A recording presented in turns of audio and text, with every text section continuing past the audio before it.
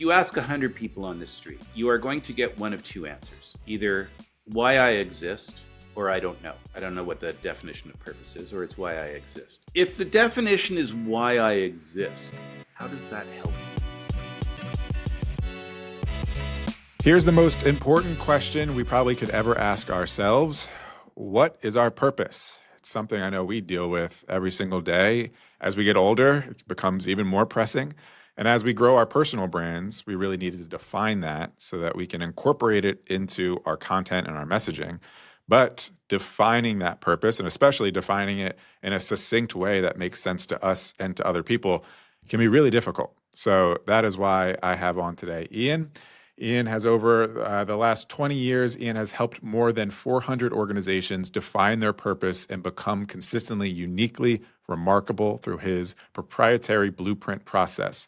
Blueprinting defines an organization's purpose in 7 words or less and uses it to design how it will operate and communicate.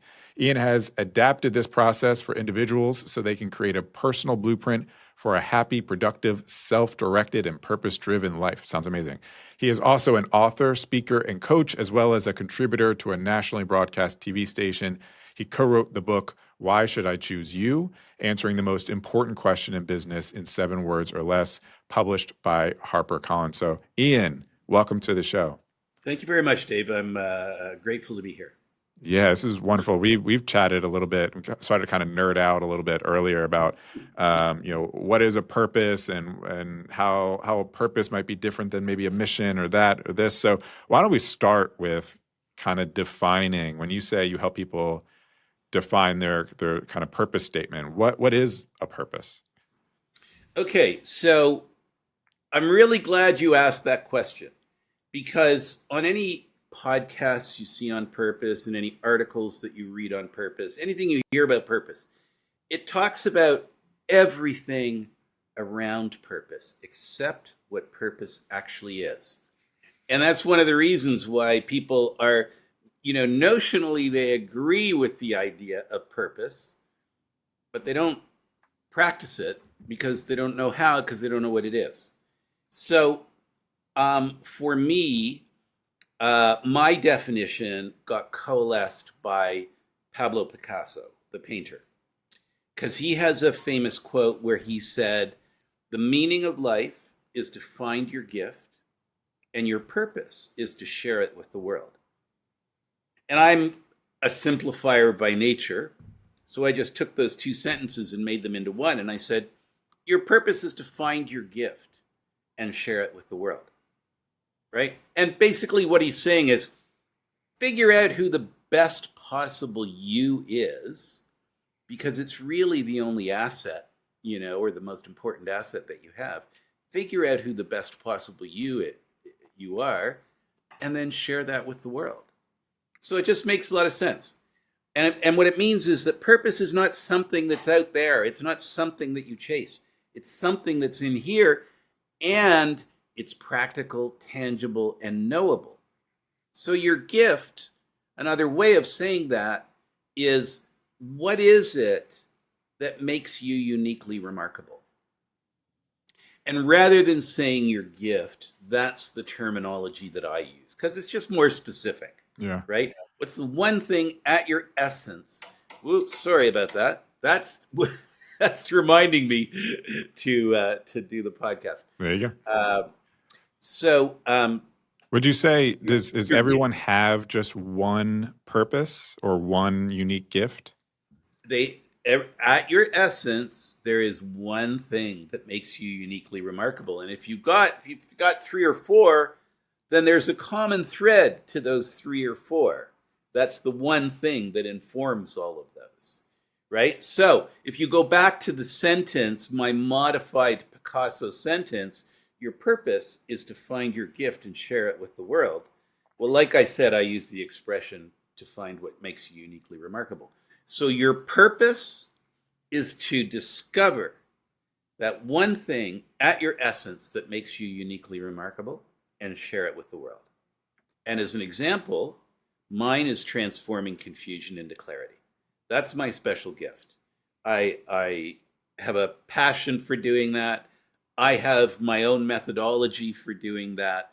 And I love being in situations where I can do that. That's where I feel most passionate about what I'm doing is when I get to exercise my skill of transforming confusion into clarity. The idea of a gift, how can we kind of define that a bit more? Is that for what would you define like LeBron James's gift is he's a really good basketball player, or is this a bit more of like an internal mental skill personality trait? Yeah. So the reason um, that playing basketball at the level that he does is not his gift is because he does many other things as well. And I think he's got a charitable foundation. He does that. Like he's involved in a lot of different things. So what all those things are they are shadows that are cast from the same stone. And the stone is your purpose, right? And everything that you do and say is a manifestation of your purpose or can be. I mean, it is to a degree for most people because there is something that makes them uniquely remarkable and that does influence how they live their lives. But when you can articulate it, when you know what it actually is, then you can do things, you can plan things, you can make decisions with intentionality. Because instead of saying, what should I do here in any situation? Which is a very broad question with no parameters built into it. Instead, you could say, which of my options most aligns with my purpose? Now, that's a question that has guardrails built into it, conditions, right?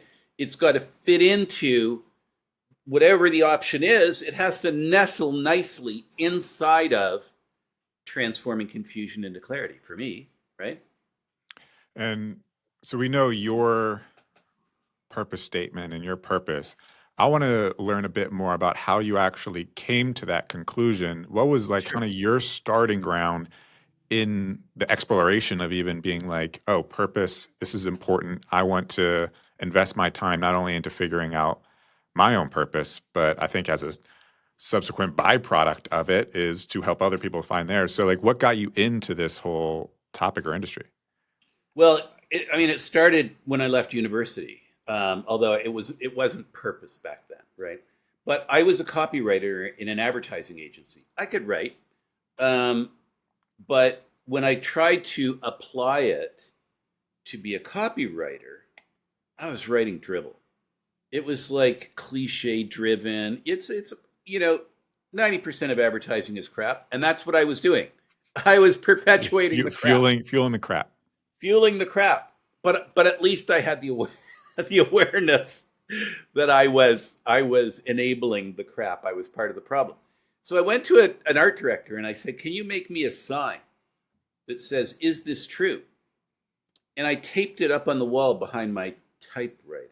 Okay, I'm dating myself. Yeah, I was going to say, okay. Behind my typewriter. Yeah. You might have to put in the show notes explaining to some of What your a viewers typewriter. what a typewriter is. Yeah. Anyway, so the sign was always as I'm trying to write, for my client, that sign was always there challenging me. Is this true to the brand? Is it true to the product? Is it true to the service? Is it true to the company? Sadly, the sign did not help me. But not help me be a better copywriter. That was my last copywriting job. But the question stuck in my head, is that true? Is that true? What is the authentic root of anything? That's what I wanted to know. Now, I had a number of careers since then, all of them unrelated. But I ended up about 20 years ago meeting a guy, and we just had this shared passion for strategic planning and a shared frustration for the traditional way it's done, defining mission, vision, and values. It's just show me a company where anybody in the organization actually knows what the mission, vision, and values are. They're supposed to guide the behavior of the company, and nobody in the company knows what they are after they're developed. So But what we wanted to do is we wanted to do strategy from the authentic essence of the organization. And so what happened over time is we developed this process. And the first step in the process was to define what makes the organization uniquely remarkable at its essence, at its root. And our standard for doing that was it had to be in 7 words or less. And I know that doesn't sound like a lot of real estate, but most of them are 2 or 3 or 4 words. That's all it takes. And I know when I say something like that, like the one thing, you've got a big company like IBM, how can there be one thing? Well, what was IBM doing after the Second World War in the 40s and 50s? It was selling the most advanced business technology to the biggest corporations in the world. Here we are 80 years later, and what's IBM doing? They're selling the most advanced business technology to the biggest corporations in the world. That company had generations of CEOs and executive teams who all said, I know where to take this company to make it thrive. And it juked and jived through the years, but always in between guardrails on either side of the road. So it had the room to juke and jive inside of those guardrails. So yeah, you can be a huge, global company and still have only one thing at your essence that makes you uniquely remarkable.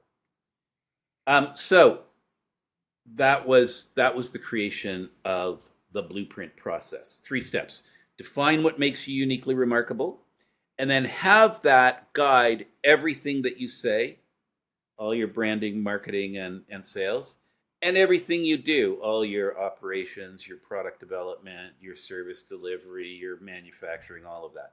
So what it means is that everything the organization does and says always flows and is a reflection of the one thing that makes it uniquely remarkable. So we developed that for organizations, and we've done over 400 companies and not-for-profits and that sort of thing. But in COVID, I got my coaching certification so that I could be an executive coach. And everybody who came to me said, the pandemic has got me rethinking my life. I don't like my career. I don't like where my life is heading. I want to live a life of meaning and purpose. And I would say to them, that's fantastic. What's your purpose? And they'd say, I don't know. And I realized I have this thing over here, this 3-part methodology that's designed to make companies purpose driven. I can adapt that to individuals so that you as a person can identify at your essence that one thing that makes you uniquely remarkable, and then have that guide how you live your life. And so where I am today is that's an online course, right? I have a company called Purpose You, and with my colleagues, we spent 2 years developing and testing this course that leads you through a process where at the end you have your purpose statement articulated in 7 words or less, and then a very substantive and cogent but short story about it so that you can explain it to the world. I love the being able to kind of like go through a process to figure that out without obviously giving away too much, since that's kind of what's in the course. What are some of kind of what's like a core element there that is maybe a practice that someone can take to start kind of figuring out what their purpose is?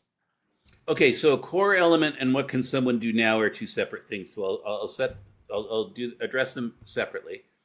The core element in the course is you identify 2 accomplishments that you're really proud of, and I give you the parameters for what those accomplishments need to be. And then you identify those 2 accomplishments, and then I lead you through a process. It's a 7-step process of slowly deconstructing those accomplishments until at the end, in step 7, you have a list of your beliefs, wants, and talents. Because those are the component parts of your purpose. They're component parts of you, right? Your beliefs, your wants, and your talents. Um, and by the way, what I just described there earlier on, I say I have a way of transforming confusion into clarity, and that is deconstructing. You take complex things and you slowly make them simpler and simpler and simpler until the solution pops out. And because it's so simple, it's self-evident. Everyone says, "Oh yeah, that's it, right?" So at the end of that process, you are left. So the first time you can articulate what the beliefs, wants, and talents are that drive you as a human being, and those provide you with guidance about how you live your life. But then what we do, we have an AI assistant built into the course. So when you're doing the course, you have me sitting on one side of you holding your hand in the form of the videos with the detailed instructions. And on the other side, you have Wordsmith, our all knowing, all seeing purpose AI. And it helps you in two ways.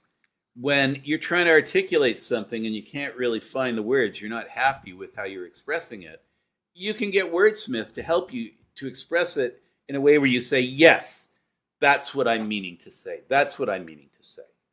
And then the other thing is that Wordsmith is going to help you see things that you can't see.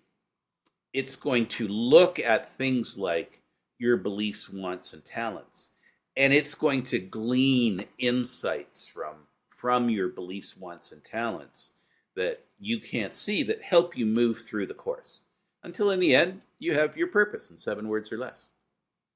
I love that. I think one of the core ways to use AI is to, as you're saying, distill down the key elements that you're trying to portray, but maybe you just have a bunch of kind of thought spaghetti in your head. So I'll use a couple interesting terminologies here. You have some thought spaghetti in your head, so you word vomit it out.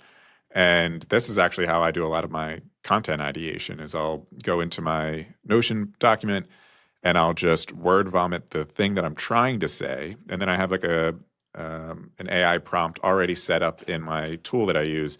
And I just click that button and it's prompted to just take my word Make sense salad. of this. Yeah, organize what I just said into something that is cohesive and I can like actually put into content.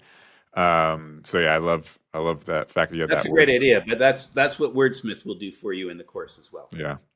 So what can someone do once they have their purpose? How do we kind of live through that with kind of the vessel of this being if you're in C-suite, if you're growing your personal brand, how do we take our purpose and apply it to our personal brand?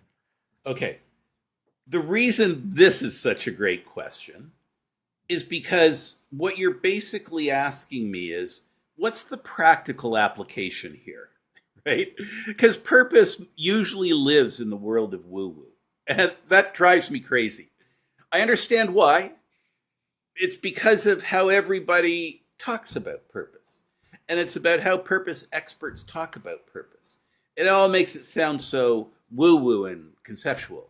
What's the practical application?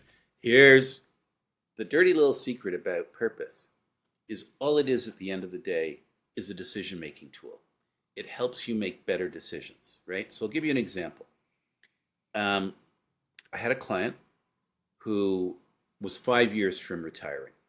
He was a C-suite executive, and he was on the C-suite treadmill, right? I had a friend once say to me, "What role does man play in the rat race?" It's the rat. Well, he was the rat, and he was working 14, 16-hour days, 6 days a week. So that's what you do in C-suite. 5 years from retirement, and he said to himself, I can't imagine doing this for 5 more years. But I need a little bit more money to top up my retirement fund. What am I going to do? Okay, so what I have just identified is a really important process in how purpose helps you make better decisions. So he was experiencing a trigger event. I'm 5 years from the end of my retirement. I can't take this anymore. What am I going to do? So the trigger event is 5 years from retirement. Retirement's on the horizon. But what a trigger event does, whether it's retirement or a death or a graduation or job career change for whatever reason, what a trigger event does is it raises unanswered questions about your future, right? So his unanswered questions were, how am I going to get through these next 5 years and without killing myself, while at the same time making enough money to retire on? I mean, there were other questions as well.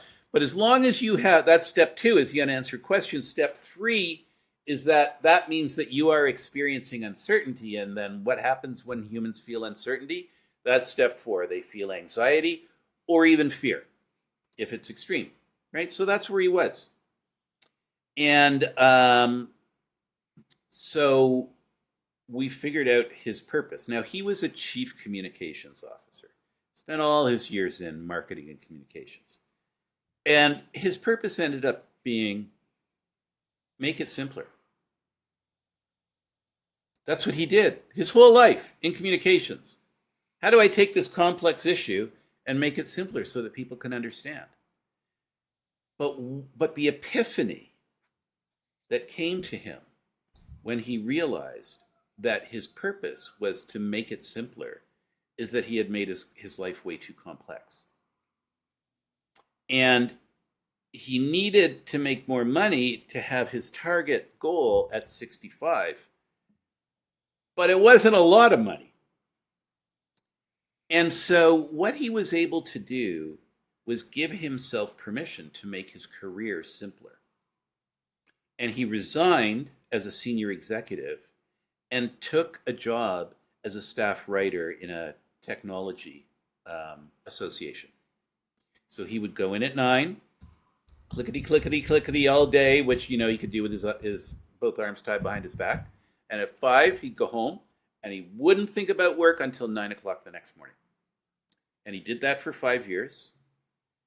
And then his dream came true. He and his wife moved to the West Coast. They retired. And he published his first novel, not wrote it, published it.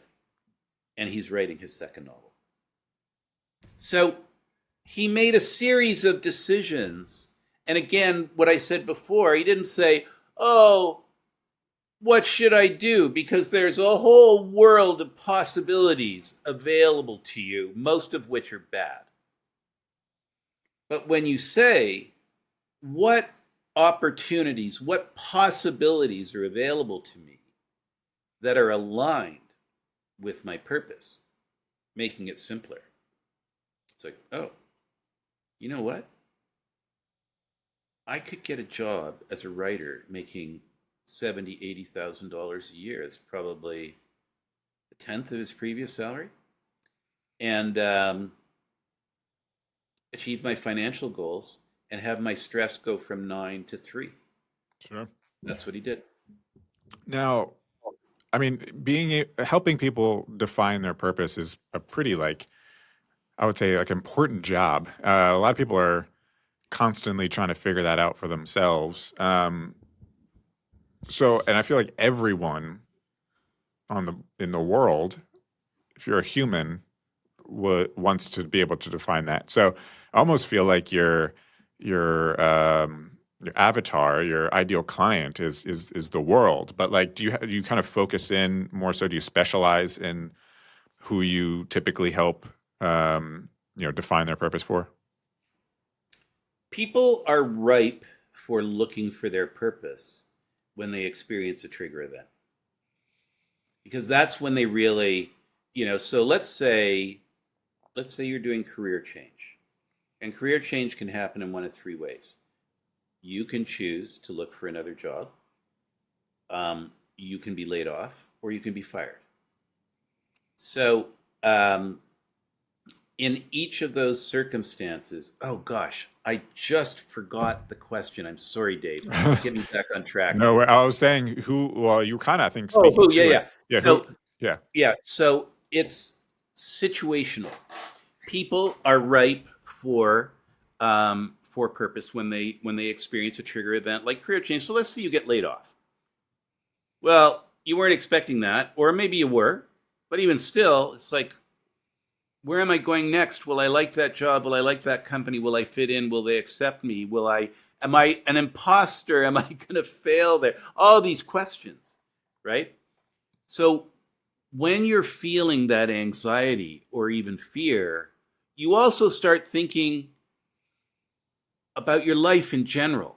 Is this really what I want? How did I end up here? Why did I end up here? I didn't plan to be laid off. Um, and people start wondering, like, how the heck did that happen, and how can I stop it from happening again in the future? So is that what you would say, like those who are kind of in transitional moments of their life is typically the time that they would maybe start looking for someone like you? Yeah, absolutely. And if you think of somebody who is either, either mandatory retirement or they're just choosing to do it themselves, and let's say it's a week away. Well, you look in your calendar for this week and it's chock-a-block full. And you look in your calendar for next week and it's empty. And it's empty every week after that. So, in our advertising to retirees, the question is, you've got all this freedom. Now what? It's like that freedom is a curse. Mm. Unless you know what you want to do and you can live your life with intentionality. And one thing that I can pretty well guarantee you, whatever spouse you are going to do a better job of staying out of your spouse's hair if you know what your purpose is and you're living your retirement, Sure. through your purpose. I can definitely understand that. I know my parents worked their whole lives and then they retired and they just didn't know what to do with themselves. And my mom kind of went back to work. She worked at like a local YMCA just to like get out of the house and, have some Get away human. from your father. Yeah. It's funny. Yeah, you're Love you, so used to honey, being but I somewhere need 9 to 5 every day, and then you come home and you're just always around the same person Yeah, now. yeah, yeah, yeah. Yeah. So with that, I Different know life. you mentioned there's kind of your ideal client is maybe going through a transitional period in time, and you mentioned kind of your advertising. With that, how are you attracting then clients into your business or to the course through your personal brand? What are some of the tactics that you've been instilling into your business around that? Well, it's just so, first of all, the course itself is a reflection of who I am. So, again, my purpose is transforming confusion into clarity. And what this course is all about, is transforming confusion into clarity about who you are so you can be more intentional about where you're going. And purpose is what does that for you. But the big problem, you prefaced a question before by saying everybody probably wants to know what their purpose is and everyone should know what their purpose is. And it's like, well, they don't know what it is because they don't know how. They don't, again, back to the questions, right? They don't know what it is. You ask somebody on the street. Okay, so here's the thing. If you ask 100 people on the street, you are going to get one of two answers. Either why I exist or I don't know. I don't know what the definition of purpose is, or it's why I exist. If the definition is why I exist, how does that help you? How do you answer a question like that? Why do I exist? So that's why knowing actually what it is really important, because you can't. If I said to you, Dave, go out and get that thing and bring it back, and you said, what thing, Ian? I said, well, I can't really describe it, but you'll know it when you find it. It's like, what kind of instructions are those? Mm-hmm.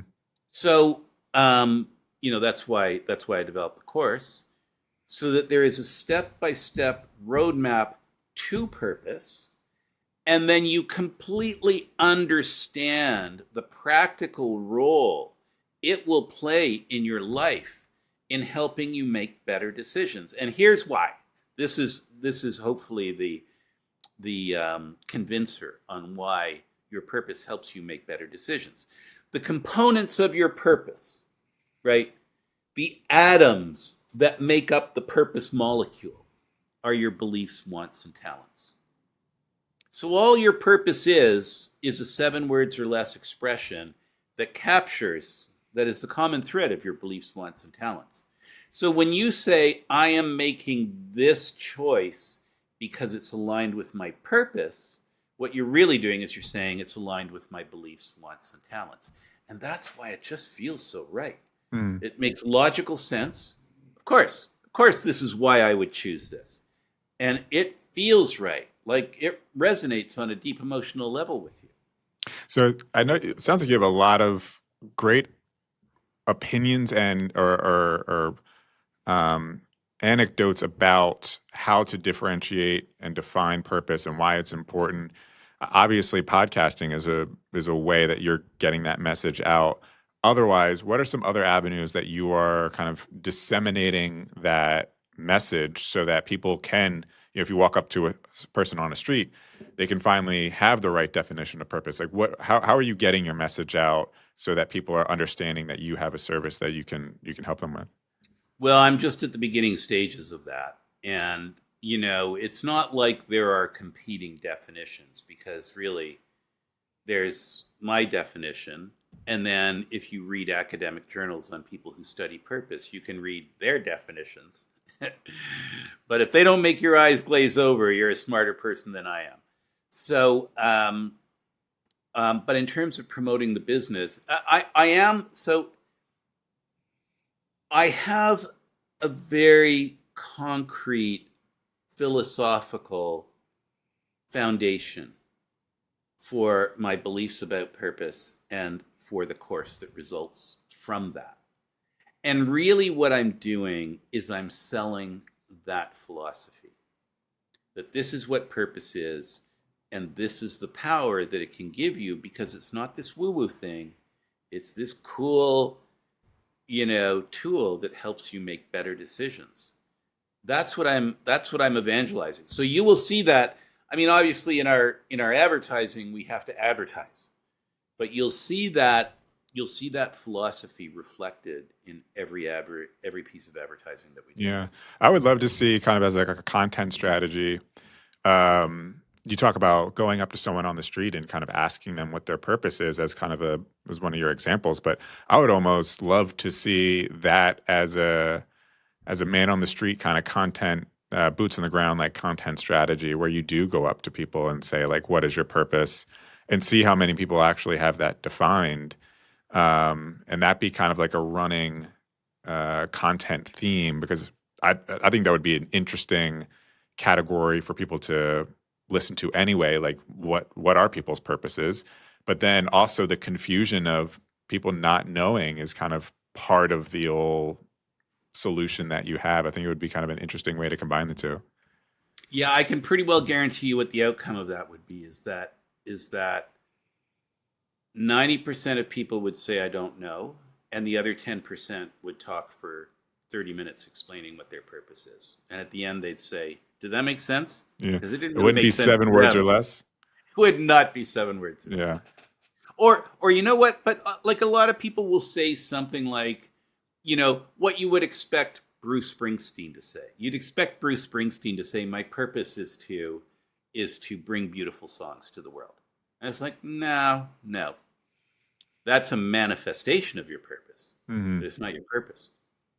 Even entertainment is not your purpose because there's lots of stuff that you do outside of entertainment. Love that. What about from a podcasting perspective? Is this like uh, it sound one thing I know with guests is I can kind of tell when people are early on in their messaging career and when they're farther along, and I can tell that you are farther along in your messaging career because of the way that you have examples and stories and strong opinions and stuff and facts around your topic. Have you found that kind of podcasting has been beneficial, not just from like being able to distribute your message, but also I think there's kind of a secondary value of like being able to just kind of voice your messaging to someone and kind of practice your messaging and ways and getting kind of feedback from it. Has podcasting been beneficial in that way as well? Well, certainly the more podcasts I do, the more streamlined the story gets. And but the reason why the story is clear and the methodology is clear is because when we created this company, Purpose U, the first thing we did is we did a blueprint. So remember, I started out by saying I've got this 3-part, blueprint that helps the company say, this is who I am and this is where I'm going. Well, we did that for us. And so all of our communication is informed by that, and especially by the part in the blueprint where, remember I said, define your purpose in 7 words or less and have it guide everything you do and everything you say.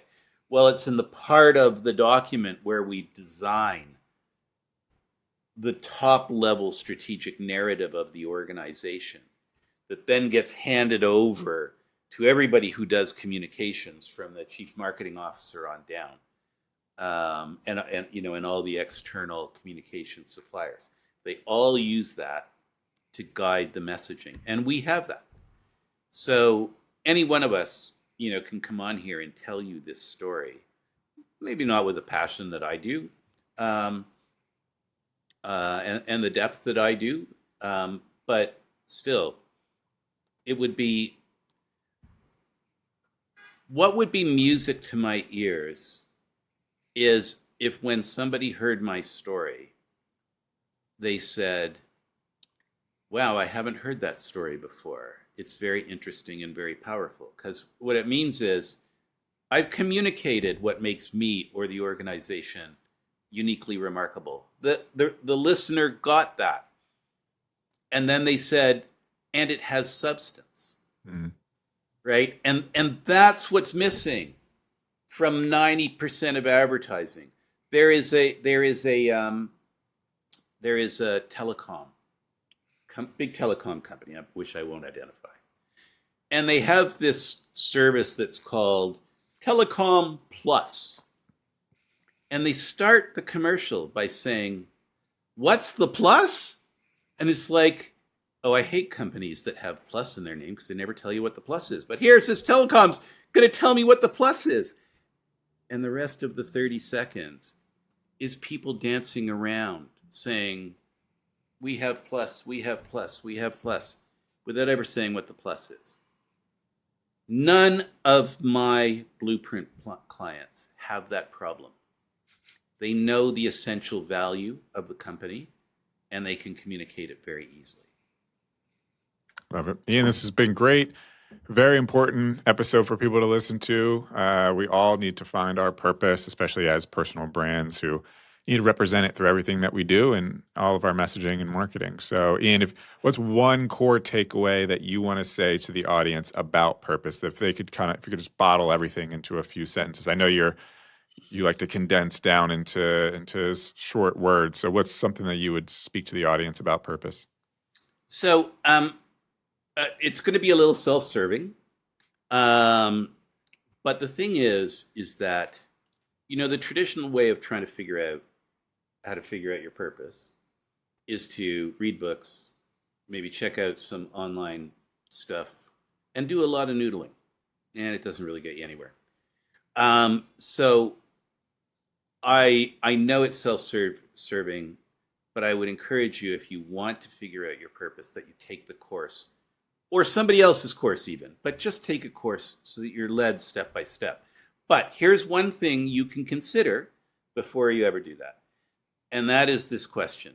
If everything that you do is a means to an end, what is the end purpose? And what that forces you to do, I'll repeat the question. If everything you do is a means to an end, what is that end purpose? And so it goes back to what I was saying before about that, the metaphor where everything that you do is a shadow that is cast from the same stone. What is that stone? That stone is your purpose. Everything that you do is a manifestation of your purpose. So think about all those things and see if you can find, or at least begin to find, a thread that ties them all together.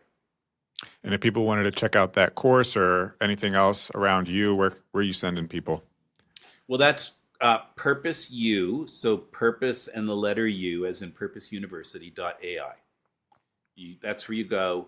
I am going to, if you're going to put that in the show notes, what I'll also give you for your listeners, the retail price of the course is $3.99. We have it because we're launching. It's on sale for $1.99.